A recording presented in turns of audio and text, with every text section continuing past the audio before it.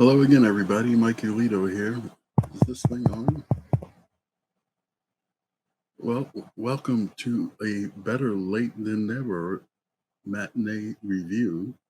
Today, with sound of Mission Impossible Dead Reckoning Part 1, the seventh installment of Paramount Pictures' answer to James Bond, starring Tom Cruise as Ethan Hunt, the successor to Jim Phelps, and Dan Briggs. Dan Briggs. Remember him? I went to the theater Tuesday for a preview matinee and I came out breathing fire and brimstone only to record an 8-minute rant with the microphone muted. Who knew? So, thanks to Paul in Long Beach and Christopher, aka Myth Dustards, for letting me know in the comments. I'm very embarrassed, but it is what it is. And since I screwed up that video, I took some time to gather my thoughts and put together this presentation with receipts, as they say. So Ethan Hunt is back, and the rest of the IMF crew has returned with him. Ving Rhames returns as Luther Stickle, the soft-spoken computer hacker, Ethan's friend and confidant and counselor to everyone else, especially to the women who become involved with Ethan. Simon Pegg is back as Benji Dunn, a technician who became a field agent and is technically proficient while at the same time providing comic relief throughout the film. Also returning is Rebecca Ferguson as Ilsa Faust, the mysterious former British intelligence agent who, as described in this film, Ethan always gets out of trouble only for her to get herself back into it. Making a return appearance from long ago since the very first Mission Impossible film is Henry Czerny as Eugene Kittredge, a management type from the CIA who has some sort of supervisory control over the Impossible Missions Force. It never is really made quite clear.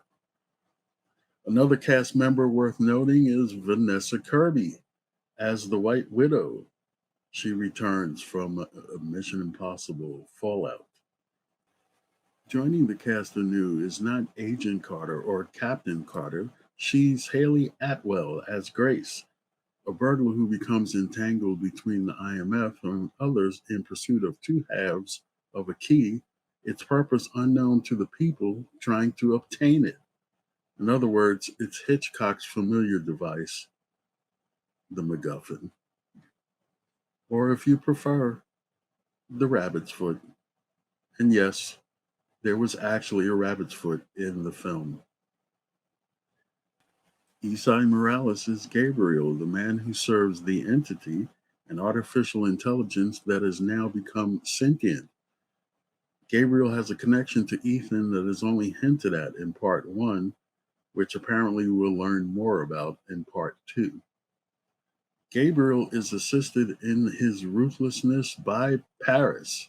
No, not the Master of Disguises, formerly played by Leonard Nimoy, but Pomme Clementif, who plays a French assassin also named Paris, who's just fantastic in this film.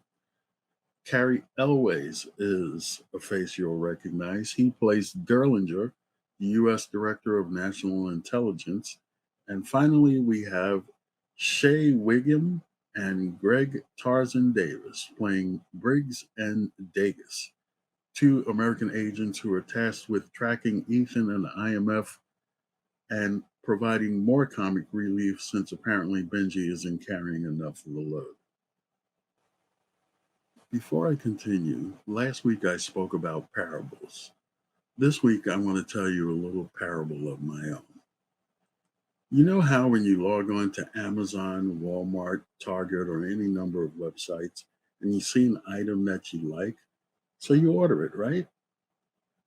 Then a few days later, perhaps a huge box arrives on your doorstep. So you bring the box inside and you sit down and you open it, and there's a box inside that box. And then you open up that box, and then there's another box inside. And then you open up that box, and then there's another box inside. And you keep opening boxes, and there's like boxes and boxes, plus all kinds of packaging, peanuts, and just whatever. Finally, you get down to the item that you want, the box that's holding the item. You ordered it, you know you wanted it because you ordered it, right? But why all the extra packaging? Well, that's how I feel about this film right here. This film is 2 hours and 43 minutes, and we're only through half the story. I don't object to the film's length. We've sat through other films this year just as long, perhaps even longer, but we're only getting half the story.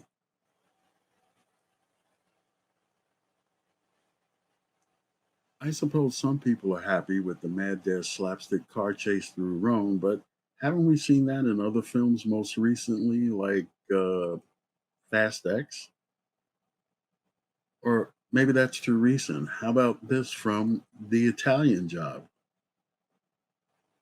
Or how about a Russian nuclear sub that ends up being destroyed by its own torpedo, as in The Hunt for Red October? Or Benji attempting to defuse a nuclear bomb in the Abu Dhabi airport, not unlike what he, Ilsa, and Luther were doing the last time we saw them in Mission Impossible Fallout? Or a set piece that takes place on the famed Orient Express? How about our heroes and villains running atop the train, as we've seen in, oh, I don't know, Indiana Jones and the Dial of Destiny? Or perhaps Captain America, the first Avenger? Or maybe even the first Mission Impossible? And speaking of the first Mission Impossible, our hero and villain tussling about on the top of a train. Didn't we see that in that film and this film and Silver Streak? All the while ducking train signals as Dennis Hopper and Keanu Reeves did in Speed, or having a bridge blown up for the train to go to its death, a la the Cassandra crossing, or to have our hero and heroine jump from one car to the next before it goes over a cliff that is eerily mindful of the Lost World Jurassic Park. If you haven't gotten my point at this point, it's like a television series that has padded episodes to make the season's fulfillment. This film could have easily been condensed into one film with an equal amount of runtime just by telling its primary story. And what's exasperating is it's a pretty good story. It's a modern tale of artificial intelligence run amok, conceived by its writers 3 years before artificial intelligence became a thing last November. It's all so exasperating. Lauren Balfe, who scored Mission Impossible Fallout, returns for this film. Director Christopher McQuarrie and co-writer Eric Jenkinson developed the script. I could have loved this film. As it turns out, I only liked it a little bit. I suppose some people will gush over the movie because Tom Cruise will save the box office again this summer, or let's watch the fabulous set pieces in the film, or let's watch Tom Cruise nearly kill himself again, yada, yada, yada, fine. These people can give it an 8, 9, 10, whatever they want. I'm giving Mission Impossible Dead Reckoning Part 1 a 6 out of 10. That's an equivalent of 3 out of 5 stars. If you want to know why, and you skipped the spoiler section, go back and watch it again at your own peril. I feel the same way about this film as I felt about Spider Man No Way Home. The film is technically and expertly executed for what Cruz, McQuarrie, and the rest of the crew wanted to accomplish. However, it didn't leave me panting for more, and I can easily wait a year or two for part two. Mission Impossible Dead Reckoning is rated PG 13 for intense sequences of violence and action, some language, and suggestive material.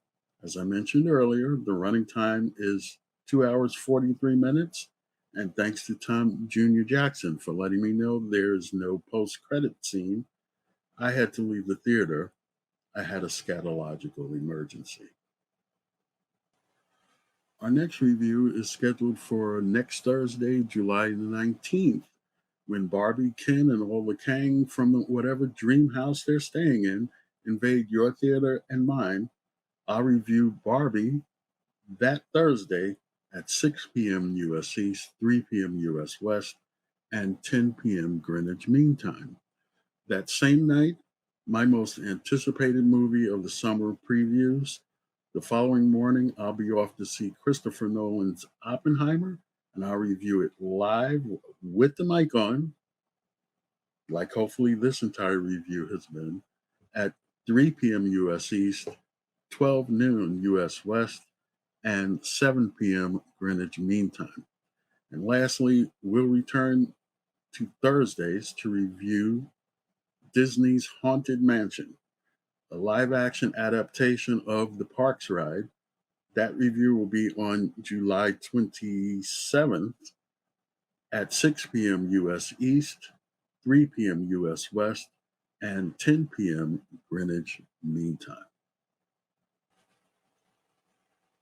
Well, that's it for this review. As always, you shouldn't just listen to me. Watch content, form opinion. You've heard mine. I'd like to hear yours. So please leave a comment down below and let me know what you think of the film and this review. Also, check out all the other summer movie reviews that I've done since May.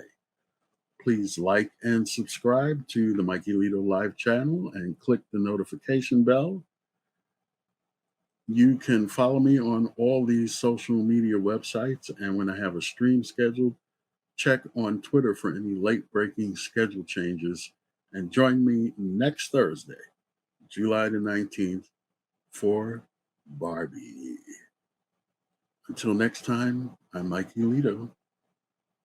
Ciao for now.